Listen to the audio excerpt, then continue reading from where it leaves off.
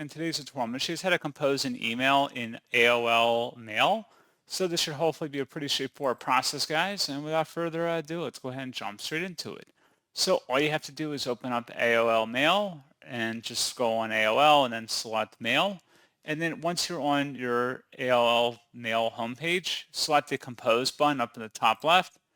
And then you can just go type in the to address, the subject line, and then type in the body of your email. Any attachments you can include down there, run a spell checker, and then select send once you're ready to send it. If you want to carbon copy anyone, you can up here at the top, or blank carbon copy someone. And that's pretty much it. So as always, thank you for watching this brief tutorial. I do hope that was able to help you out, and I do look forward to catching you all in the next tutorial. Goodbye.